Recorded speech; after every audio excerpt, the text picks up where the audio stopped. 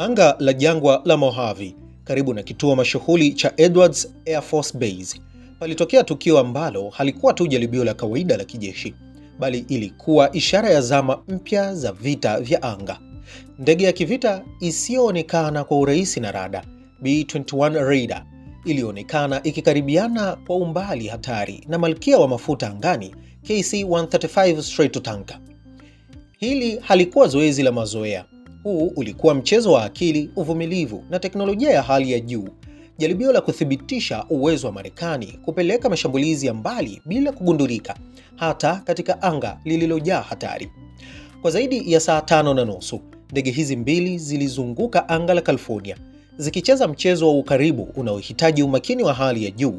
Mashuhuda waliokuwa ardhini waliona kivuli cha B-21 kikisogea polepole nyuma ya KC-135, mpangilio unaofanana kabisa na maandalizi ya kujaza mafuta angani. Lakini kama ilivyo kawaida kwa miradi asili ya kijeshi, ukweli kamili umefunikwa na ukimya.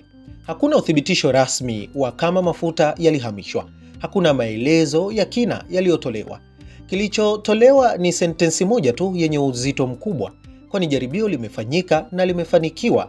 Na wakati mwingine, katika ulimwengu wa kivita, sentensi moja tu inatosha kutikisa mizani ya nguvu duniani.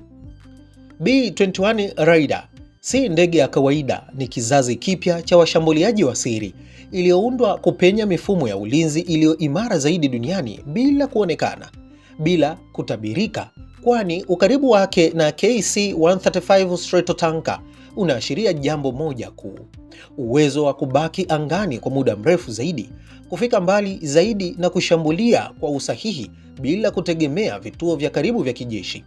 Hii ni silaha inayoweza kuvuka mabara kimya kimya, kusubiri amri na kisha kupiga kwa nguvu ya radi. Kampuni ya Northrop Grumman ndiyo iliyobuni chombo hiki cha kivita tangu ndege ya pili kuwasili Edwards mnamo Septemba mwaka 2025. Majaribio yameingia katika hatua mpya yakihusisha mifumo ya silaha, mawasiliano na uwezo wa kujilinda dhidi ya mashambulizi ya kisasa.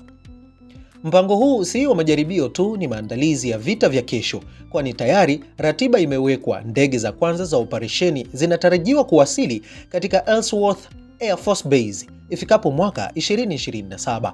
Hapo ndipo pazia litafunguliwa rasmi kwenye enzi mpya ya mashambulizi ya anga ya Marekani.